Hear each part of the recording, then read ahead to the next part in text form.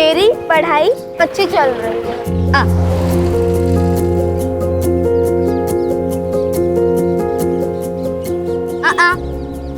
ताई please chocolate खानी है। ताई प्लीज ना, चॉकलेट चाहिए मुझे।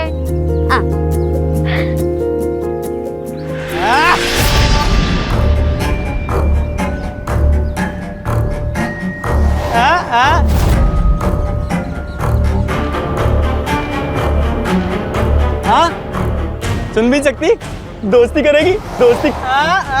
चल चल चल चल छोड़ो तुम, मेरे ताई को छोड़ो, जाओ इधर से।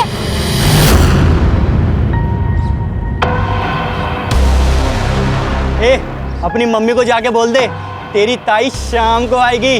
चल ताई, चल ताई। खबरदार अगर इन लड़कियों के आसपास भी देखा मैंने तुम्हें तो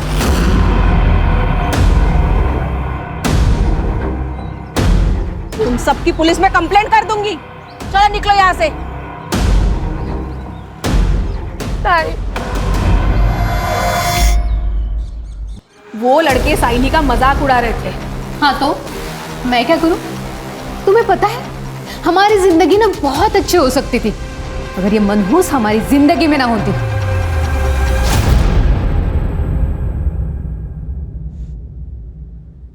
तुझे क्या लगता है मैं कम परेशान हूं? कितना अच्छा होता अगर पैदा होते ही मर जाती या अपनी मां के साथ मर जाती।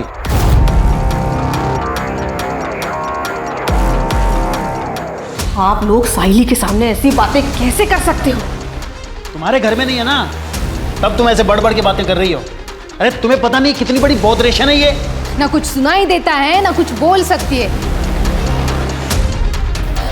देखो कैसे गाय की तरह दिन भर बस चरती रहती है।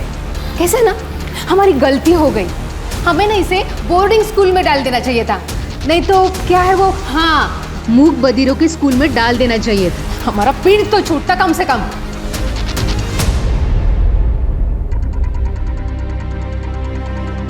आप लोग ऐसी बातें कैसे कर सकते हो?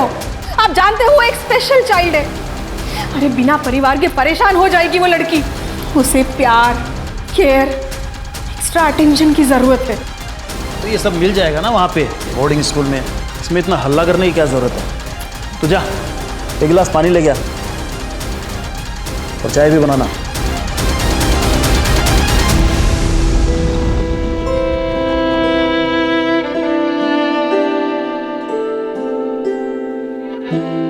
मम्मी पापा तुझे दूर भेजने चाहते। हाँ हाँ हाँ हाँ हाँ हाँ। ताई, अब आपको कैसे समझाऊं?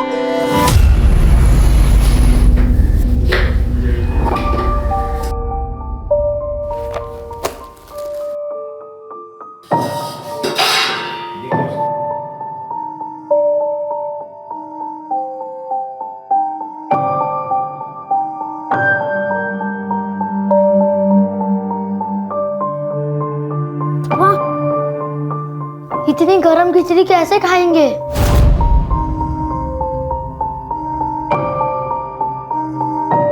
तू टाइम से घर नहीं आ सकती थी क्या? हेलो बच्चा लोग,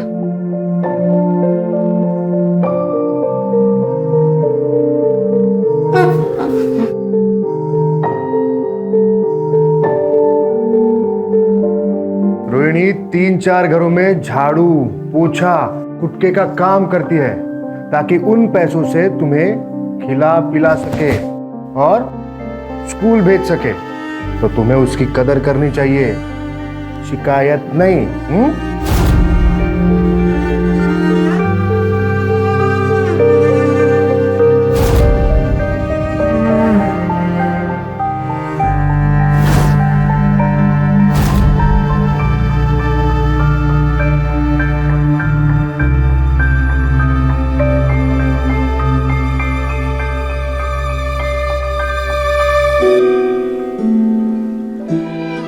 कह रही है कि उसे आने में लेट हुआ इसलिए उसे बुरा लग रहा है, पर पवार साहब की बीवी ने उसे एक्स्ट्रा काम दे दिया था जिसके उसे एक्स्ट्रा पैसे भी मिले और उसी पैसों से वो अपने भाइयों के लिए नए कपड़े भी खरीदेगी। यस।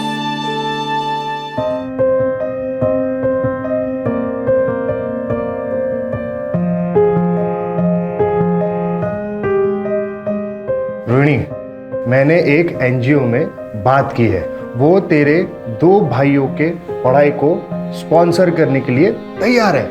एक बार स्पॉन्सर आ गए तो तेरे पैसों की समस्या खत्म हो जाएगी। ठीक है,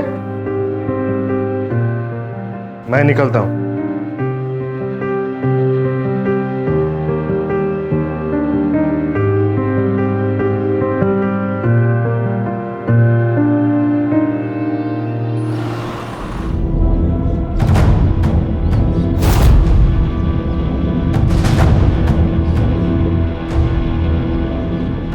नमस्कार वहिनी. अरे कसे हो? चिमाजी भाऊ या ना. कसे आहात? मी मस्त.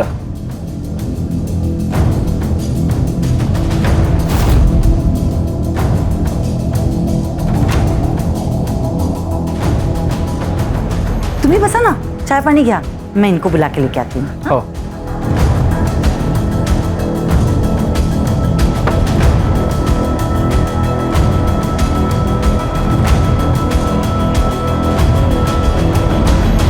चिमाजी भाऊ कसे आहेत?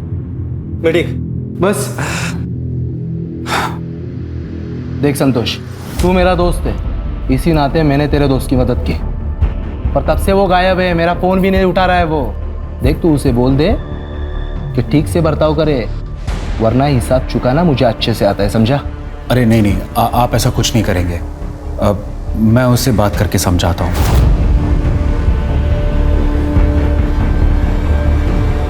पवार साहब आ गए. नमस्ते. नमस्कार पवार साहब. नमस्कार नमस्कार. चले.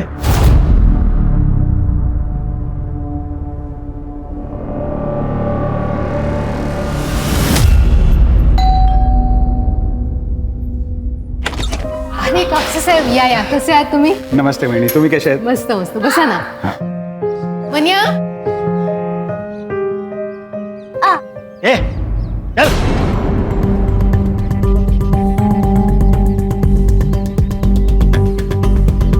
वो बता कैसा है? कैसा है तू? बड़ा सरदर्द है यार, पता नहीं कब पीछा छूटेगा इससे. तेरे प्रॉब्लम का सोल्यूशन है मेरे पास. जरा बाहर आ. आता हूँ.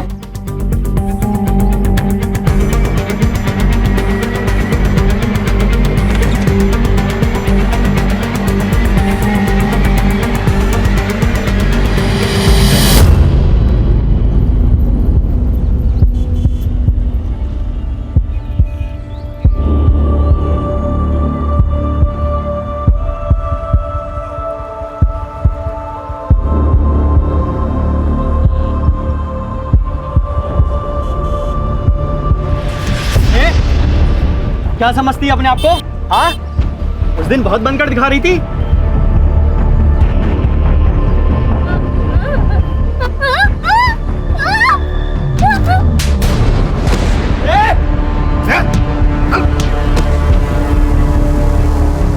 शर्म नहीं आई तुम लोगों को ऐसी घटिया हरकत करते हुए? और आप लोग भी क्या क्या खड़े खड़े तमाशा देख रहे? ठीक हो? चलो मैं तुम्हें घर छोड़ देता हूँ. तुम्हें कुछ नहीं होगा, कुछ नहीं होगा. देखिए, एक एनजीओ है सहारा, मैं वहीं पे काम करता हूँ. हम साइली को वहाँ भेज सकते हैं. वहाँ ऐसे स्पेशल बच्चों के लिए स्कूल भी है. वहाँ साइली साइन लैंग्वेज यानी इशारों की भाषा भी सीख पाएगी. देखिए, हमें ज्यादा समझाने की जरूरत नहीं है.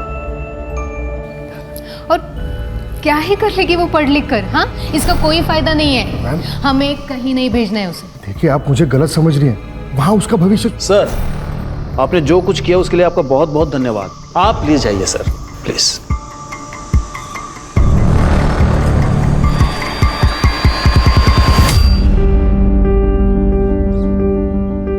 ताई, आज हमारे लिए क्या लेकर आओगी? पवार मैडम तीर्थ यात्रा पे गई है. जब वो वापस आएगी तब ताई को काम का एक्स्ट्रा पैसा मिलेगा, तभी ताई हमारे लिए कुछ खरीद पाएगी. वाह, कैंडी! ताई, तू दुनिया की बेस्ट ताई है।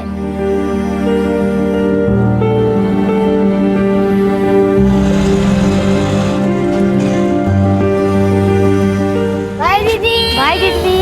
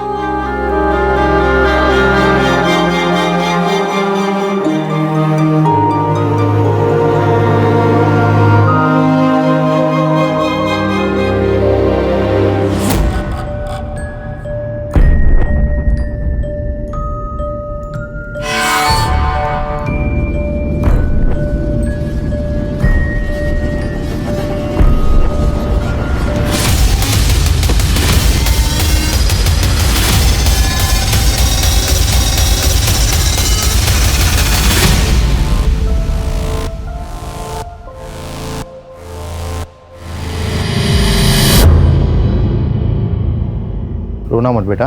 वो एनजीओ वाला लड़का कौन आता है? केदार दादा। उसको फोन लगा, शायद उसको मालूम रहेगा तुम्हारी ताई कहाँ है।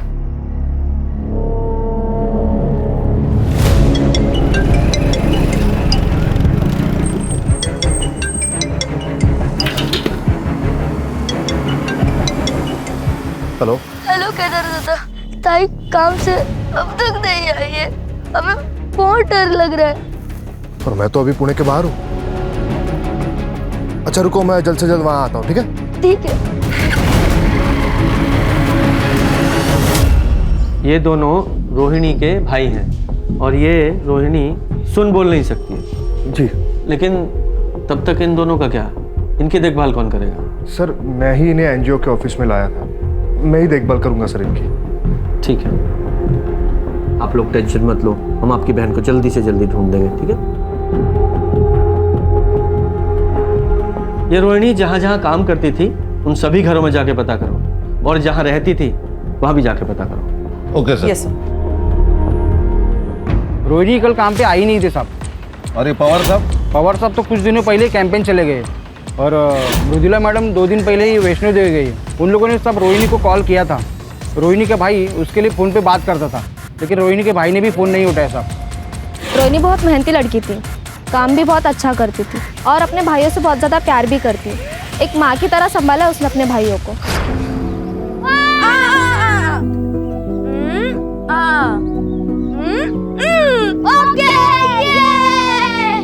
कभी कभी रोहिणी को घर आने में देर हो जाती थी। दोनों लड़कों को बहुत भूख लगती थी, इसीलिए रोहिणी ने एक तरीका निकाला था।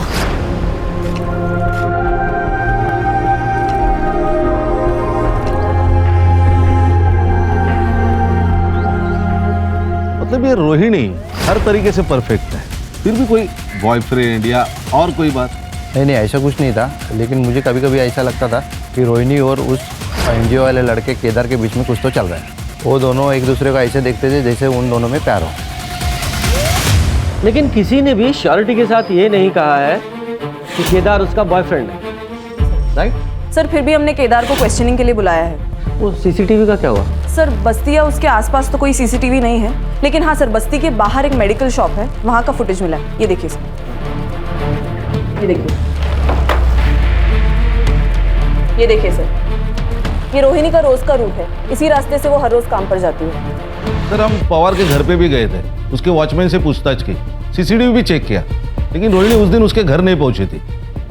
इस केस में सबसे बड़ा प्रॉब्लम यह है कि रोहिणी सुन बोल नहीं सकती है, न ही वो मोबाइल इस्तेमाल करती है जिससे उसकी लोकेशन या उसके बारे में पता चल सके। इनफैक्ट चैट का तो सवाल ही नहीं पैदा होता। इस केस को पुराने तरीके से सॉल्व करना पड़ेगा। पर साइली तुम्हारा अपना खून है। तो क्या हुआ? गंदा खून है। मुझे नहीं चाहिए ये अपने घर में, मुझे लड़का चाहिए, और नंदिनी को भी। प्रॉब्लम तुझ में है, साइली में नहीं। मतलब क्या है तुम्हारा? तुम्हारी पहली बीवी सुधा, जिसने साइली को जन्म दिया, और ये तेरी दूसरी बीवी नंदिनी, इसने भी एक बेटी को जन्म दिया, अदिति को। तो फिर तू सिर्फ साइली के बारे में क्यों बात कर रहा है? क्योंकि बोझ है हमारे ऊपर, गले में फंसी हड्डी है जिसे हम निकल नहीं सकते, इतने खर्चे हैं हमारे। और एक बात बताइए, ऐसी लड़की से शादी कौन करेगा? सही बात है। तुम दोनों को समझ रही हूँ, पर मैं तुम दोनों को वार्निंग दे रही हूँ, अगर साइली के साथ तुम दोनों ने कुछ भी गलत किया ना तो मैं पुलिस में तुम्हारी कंप्लेंट करूंगी।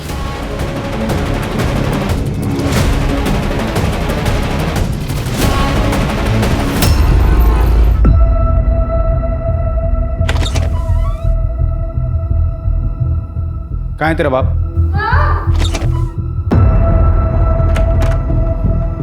मैं तुझे अभी भी बोल रहा हूँ, तेरी सारी मुसीबतों से छुटकारा पा ले, वरना तेरे को बहुत बड़ी प्रॉब्लम हो जाएगी। देख, जो ठीक लगे वो कर, मुझे इस प्रॉब्लम से छुटकारा चाहिए बस। नहीं सर, मेरे और रोहिणी के बीच कोई रोमांटिक रिलेशन नहीं था। लेकिन पड़ोसियों ने तो तुम्हें रोहिणी का हाथ पकड़े हुए देखा था। सर, उन्हें कोई गलतफहमी हुई होगी। मैं तो बस उसे इमोशनल सपोर्ट देने की कोशिश कर रहा था, क्योंकि मुझे पता है सर, जो लोग बोल और सुन नहीं सकते वो खुद को दुनिया में अकेला महसूस करते हैं। हर्षा, भाई साहब तो बहुत होशियार है। क्या पीएचडी की है सब मामलों में? नहीं सर, एक्चुअली मेरे आई बाबा बोल और सुन नहीं सकते, मुकबधिर है, और अकेला ही होने के नाते मैंने बचपन से देखा है कि ऐसे लोगों को बहुत दिक्कत होती है। इसलिए सर मैंने बचपन में ही सोच लिया था कि मैं ऐसे लोगों के लिए कुछ करूँगा। इसलिए सर मैंने एनजीओ ज्वाइन किया। तो मैं रोहिणी को कैसे तकलीफ पहुंचा सकता हूं सर? वो तो बहुत यकीन करती थी मुझ पे। भले ही मैंने पिछले 2 साल में कुछ खास नहीं किया उसके लिए, पर सर मेरी उस पर कभी गलत नज़र नहीं गई। Trust me sir. ठीक है, फिलहाल के लिए ट्रस्ट कर लेते हैं, जा सकते हो, लेकिन रोहिणी की अगर कोई खबर मिले तो तुरंत हमें बताना। Okay sir.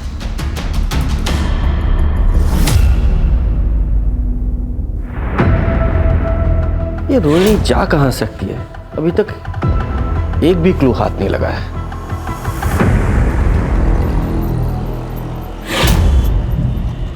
सॉरी, मुझे माफ कर दो। ये लो तुम्हारे लिए। तुम्हें ये गुलाब और चाहिए? ये गुलाब वहां पर बहुत सारे हैं। चलें?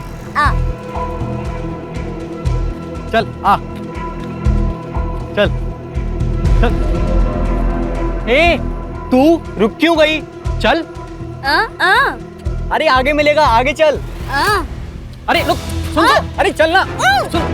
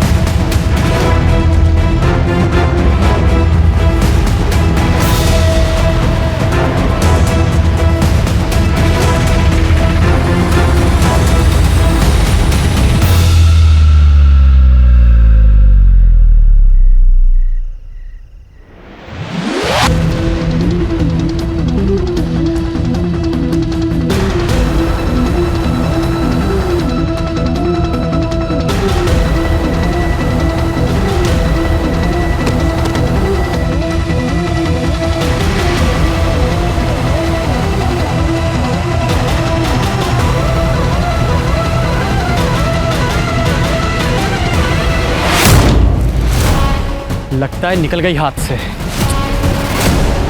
आई ताई अभी तक नहीं आई। उसे ढूंढने के लिए जाओ ना। आई, तेरी बहन कोई छोटी बच्ची नहीं है, आ जाएगी वापस। वो रास्ता भटक गई तो?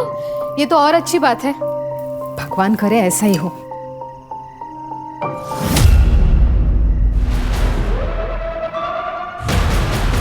नहीं मिली। एक काम करते हैं, पुलिस के पास चलते हैं। नहीं, ये तो हमारे लिए अच्छा है ना, हम बस चुप रहेंगे। अदिति अगर पूछेगी तो उसे क्या जवाब देगा? आप उसकी चिंता मत कीजिए, मैं अदिति को संभालूंगी।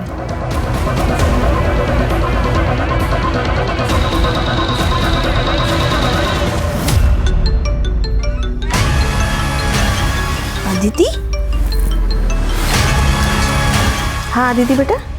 क्या आज दोपहर से ताई घर नहीं आई है और आई बाबा भी पुलिस के पास नहीं जा रहे? प्लीज सत्या, ताई को ढूंढ दो।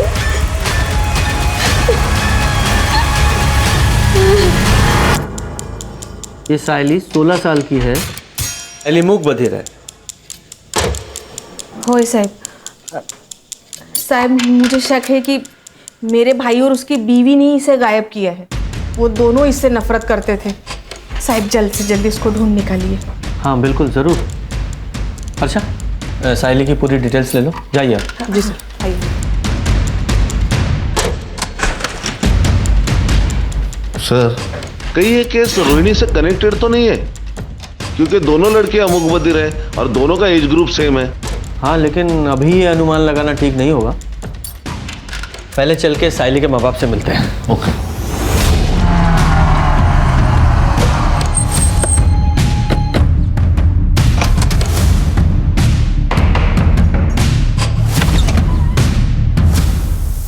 आप लोगों की बेटिंग मिसिंग है? हाँ सर, वो कल शाम से घर नहीं आई है। उसे ढूंढ दो।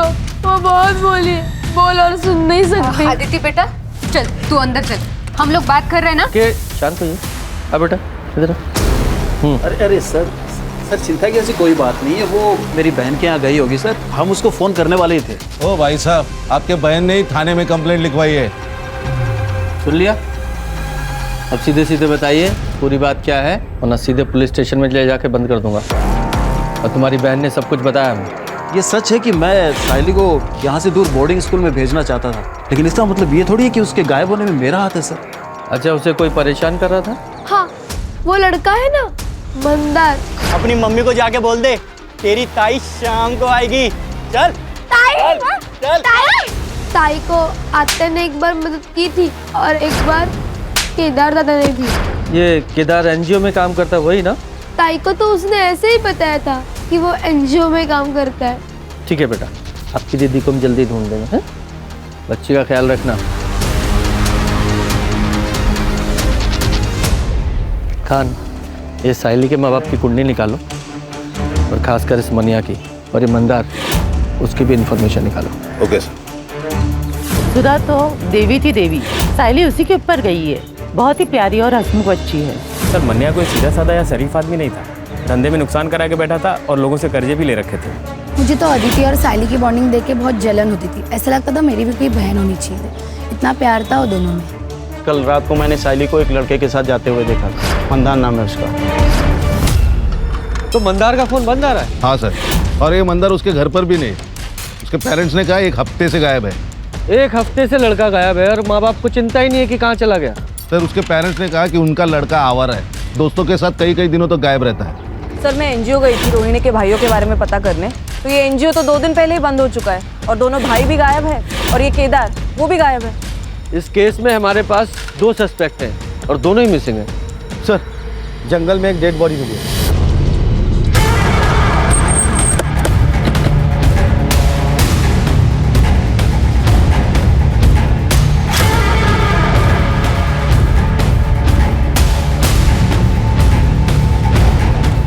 सर, मल्टीपल स्टैब वुंड्स है और लगता है इसके साथ रेप भी हुआ है।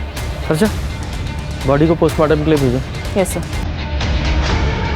हाँ, अगर ये दोनों केस कनेक्टेड है तो सायली भी खतरे में है।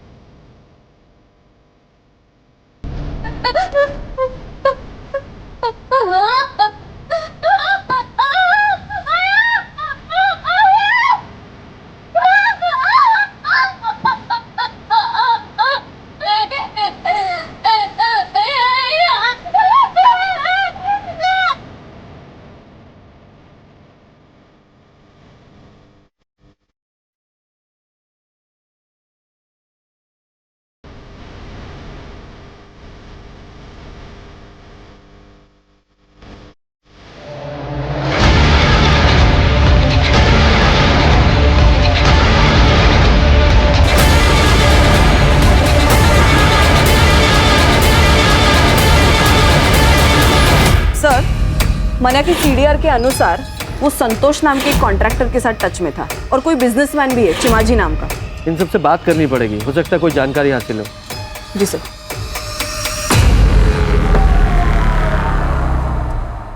सर, मन्या का अच्छा दोस्त होने के नाते जब मन्या को नुकसान हुआ तो मैंने उसे मदद की थी। चीमा जी से मैंने उसे 25 लाख रुपए दिलवाए थे। गलती हुई जो मैंने उसे लोन दिया, इंटरेस्ट तो मिला नहीं, उल्टा मेरा पैसा लटक गया। सर मैंने गारंटी ली थी, मैं बहुत प्रेशर में आ गया था, इसलिए मैं बार बार उसे कॉल करता था और मिलता था और उसे बोलता था पैसे दे दे पैसे दे दे। यार मैं चीमा जी को क्या जवाब दूँ? अब मैं अपने एसेट्स बेच के तो तेरी लोन पे नहीं कर सकता ना। संतोष तो मेरे भाई जैसा है, कुछ भी करके उनको समझा दे।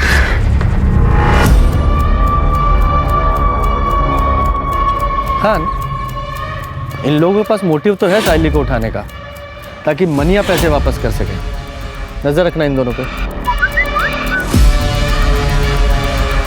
सर, ये केदार का फोन अभी अभी स्विच ऑन हुआ है हाईवे के पास। चलो।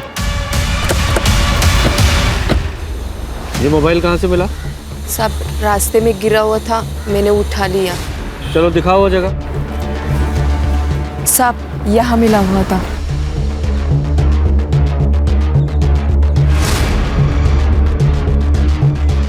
ये बाइक यहाँ से किसकी पड़ी है? सर ये देखिए, यहाँ खून गिरा है। कर रहे? हाँ। इस ब्लड का सैंपल लो और लैब में भेजो। सर। खान, चलो इस बाइक की डिटेल निकालो। सर आरटीओ से इंफॉर्मेशन मिली है कि बाइक केदार की है। और जिस तरीके से केदार की बाइक हमें रोड के किनारे पड़ी मिली, ऐसा लगता है कि जब वो साइली या रोहिणी जिस किसी के साथ भी भाग रहा था उसका एक्सीडेंट हो गया। हमें रोहिणी की बॉडी भी वहीं मिली जहां ये केदार की बाइक मिली थी। और ये भी हो सकता है कि साइली के गायब होने में भी केदार का हाथ हो। ये मंदार का क्या हुआ? नहीं सर, अभी भी ढूंढ रहे उसे। सर एक और बात, नंदिनी की सीडीआर से एक बात पता चली है कि नंदिनी संतोष के साथ टच में थी। इनफैक्ट सर कुछ महीनों से उसकी लोकेशन भी संतोष के घर के आसपास थी। नहीं तो मैं क्यों संतोष के घर जाऊंगी? हाँ, बस 1-2 बार गई थी, वो भी मना के काम से। अच्छा, नहीं मुझे तो पता चला कि पिछले 2 महीने में 15 बार तुम वहाँ गई थी। ठीक है, कोई बात नहीं, मैंने ऐसे ही पूछ लेती हूँ। वही मुझे बता दे शायद तुम वहाँ क्यों गई थी। मैडम, वो मेरा और संतोष का अफेयर चल रहा है।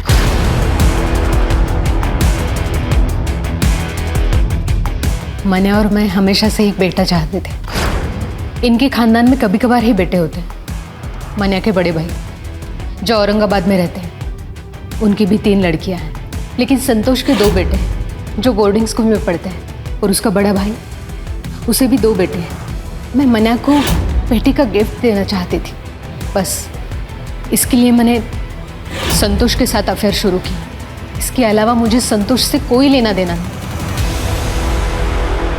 विचित्र बात है ना कि पति को लड़का गिफ्ट करना है तो पति के दोस्त के साथ ही अफेयर कर डाला। वाह कमाल है। सर नेक्स्ट लेवल की पतिव्रता है। ये डेली सोप के सीरियल के लिए नया सब्जेक्ट मिल गया। सर रोहिणी की पीएम रिपोर्ट। रोहिणी की मौत हुई है 19 नवंबर को रात को 10 से 12 बजे के बीच और रीजन ऑफ डेथ है मल्टीपल स्टैब वुंड्स। रोहिणी 2 हफ्ते प्रेग्नेंट थी, तो ये प्रेगनेंसी तो नहीं उसकी मौत का कारण? पॉसिबल है। सर केदार के बारे में इंफॉर्मेशन मिली, वो सिटी हॉस्पिटल में एडमिट है। पिछले हफ्ते उसका एक्सीडेंट हुआ था, फ्रैक्चर भी है। और एक बात सर, एक बाइक के पास जो ब्लड साइन मिले थे वो केदार के। एनजीओ तो बंद हो गया है सर, क्योंकि वहाँ की लीज खत्म हो गई थी और ओनर ने उसे रिन्यू करने से मना कर दिया था, क्योंकि किसी बिल्डर से उसे उस ज़मीन के लिए अच्छे ऑफर मिल रहे थे। इसलिए रातों रात सर एनजीओ बंद कर दिया गया। रोहिणी के दोनों भाई कहाँ हैं? सर एनजीओ को टेम्पररी बेसिस पे पुणे शिफ्ट कर दिया गया है। तुषार और तन्मय सर दोनों वहीं पे हैं। मैं पुणे जा ही रहा था कि हाईवे पे मेरा एक्सीडेंट हो गया। भला उन लोगों का जो मुझे हॉस्पिटल लेके आए। तुम्हें पता है रोहिणी का मर्डर हो गया और वो साहिली वो गायब है। मैं तुषार और तन्मय को कैसे बताऊंगा कि बहन मर गई?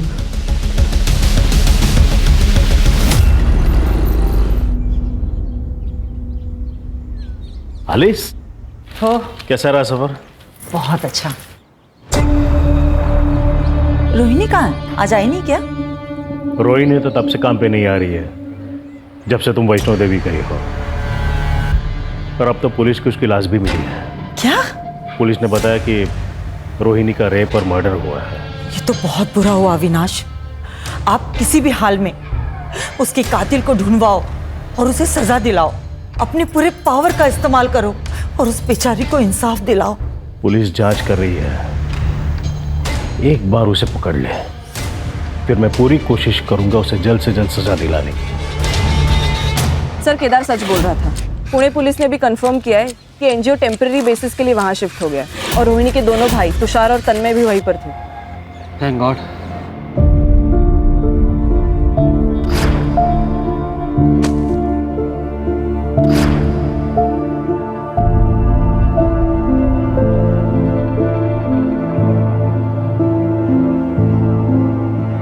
ताई, कहाँ हो तुम ताई? जल्दी वापस आओ ना। सर, ये मंदार का फोन मार्केट में बंद हुआ था। ये मंदार के फोन में 2 सिम कार्ड थे, जिसमें से एक सिम कार्ड हमें उसके घर से मिला था।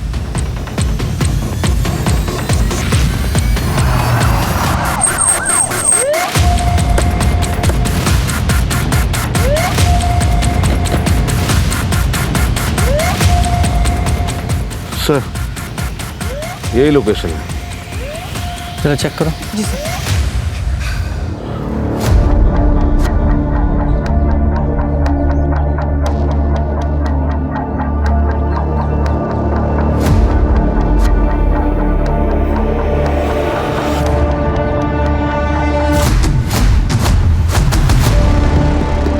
सर,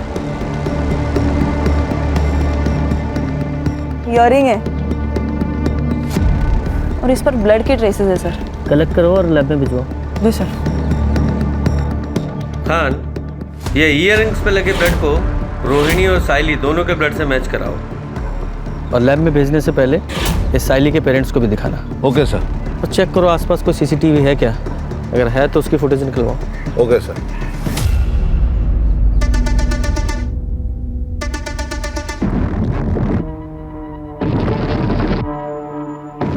ये तो मेरे ताई के हैं। आप उन्हें लेके नहीं आए? कहाँ है मेरे ताई? बेटा, हम साइली को जल्द से जल्द ढूंढ लेंगे। प्रॉमिस? प्रॉमिस। सर, वो जो ईयरिंग्स पे ब्लड मिला था वो रोहिणी और साइली दोनों के ब्लड से मैच नहीं होता। और हाँ सर, वो जो ब्लड हमें रास्ते पर मिला था उसके आसपास का सीसीटीवी हमने चेक किया तो उसमें एक गाड़ी नजर आ रही है जिसमें एक लड़की लेटी हुई है। उसका चेहरा तो क्लियरली दिख नहीं रहा और सर गाड़ी का नंबर भी क्लियरली नहीं दिख रहा। उस पूरे एरिया को फिर से चेक करते हैं।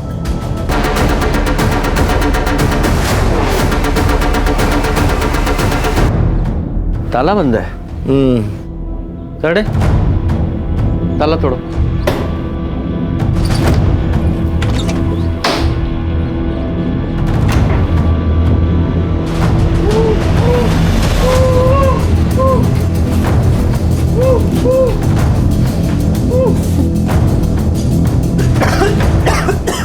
अच्छा, पानी दो।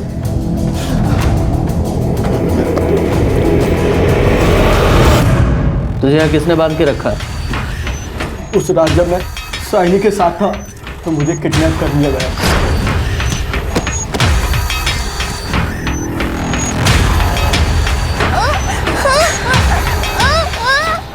छोड़ इसको! छोड़ इसको! छोड़!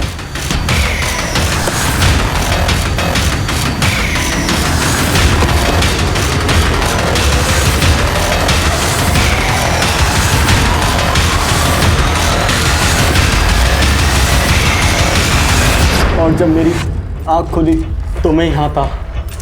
मुझे नहीं पता कि मैं कितने दिनों से यहाँ पर हूँ। 1 हफ्ता हो गया तुझे।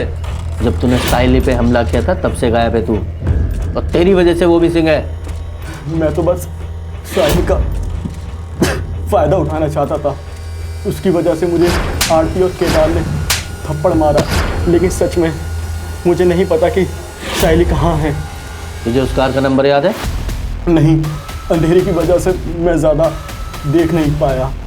सर, कुछ हाथ नहीं लगा और कोई खबरबात भी नहीं। सर, हमने पूरी तरह ट्राई की कि ये जानने के लिए कि वो गैराज किसका है, लेकिन कुछ नहीं सर। और वो एरिया भी पूरी तरह छान लिया, साहिल का भी कुछ पता नहीं।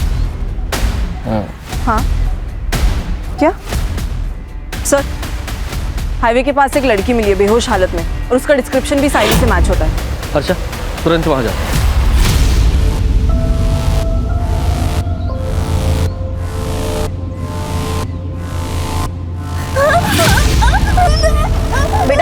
डरो मत, हम पुलिस है।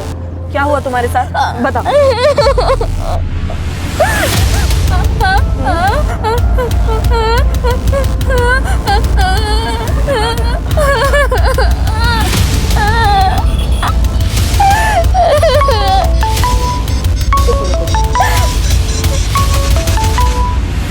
हेलो सर, हम साइली को मेडिकल टेस्ट के लिए लेके जा रहे हैं। और हाँ सर, हमें शायद केदार की मदद लगे।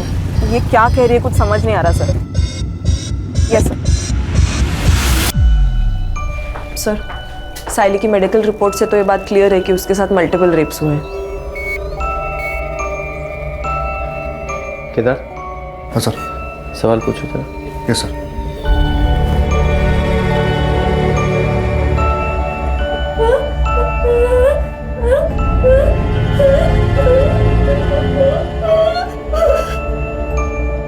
सर मैं कुछ समझ नहीं पा रहा हूँ, ये प्रॉपर साइंस यूज नहीं कर रही है। ये रोहिणी की तरह स्पेशल स्कूल गई नहीं है ना। तो फिर कौन है जो इसकी भाषा समझ सकता है? सर, मुझे पता है कि हमारी मदद कौन कर सकता है।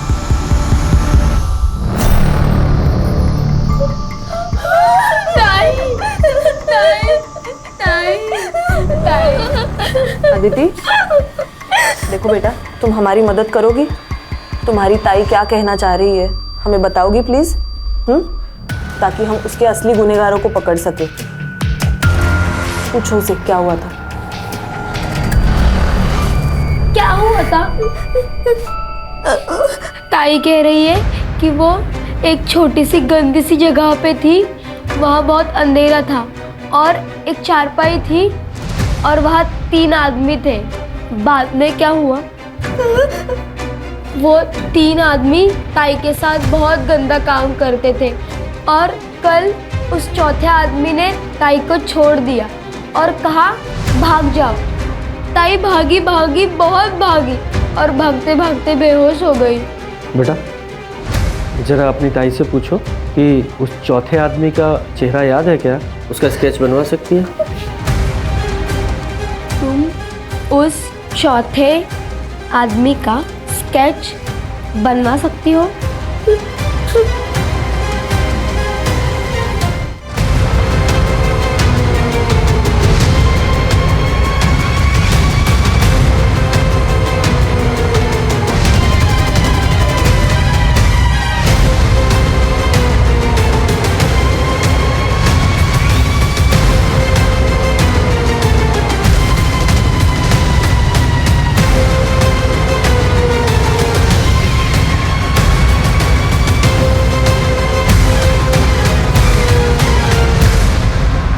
स्केचेस, ये संतोष कापसे, चिमाजी गांवकर, अविनाश पवार और ये चौथा आदमी सर।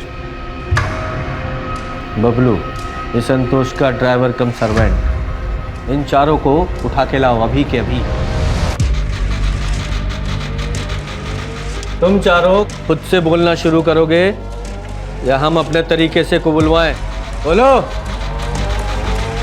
सर, हम तीनों ने इससे पहले भी अपने अपने घरों के मेड के साथ कई बार रेप किया है और फिर हम उन्हें अच्छे पैसे भी देते थे ताकि वो अपना मुंह बंद रखें। सर, हमें कम उम्र की लड़कियों के साथ रेप करने में हमें बहुत मज़ा आता है। और फिर एक दिन पवार साहब ने हमें एक मूक बधिर लड़की रोहिणी के बारे में बताया था। और सबसे बड़ी बात, वो किसी को बता भी नहीं सकती कि हमने उसके साथ क्या किया है। सर, बबलू मेरे भरोसे का ड्राइवर कम नौकर है। उसने रोहिणी को पवार साहब के घर जाने से पहले ही किडनैप कर लिया।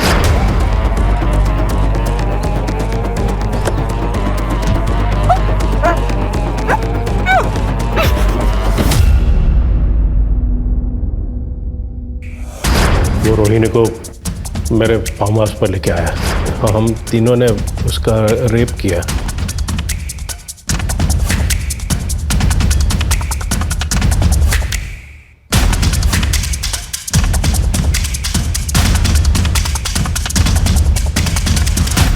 हमने बबलू को भी रेप करने दिया ताकि वो किसी को बता ना सके और अपना मुंह बंद रखे।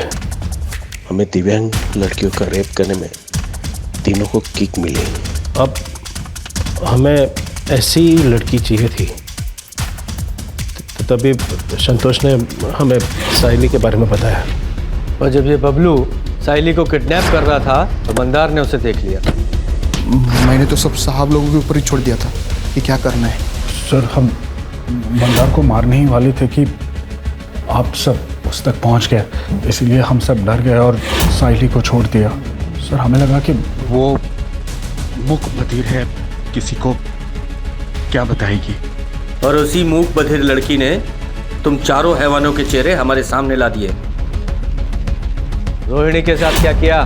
सर हम रोहिणी से थक गए थे, फिर किसी ने हमें रोहिणी को मारने का ऑफर दिया। किसने ऑफर दिया?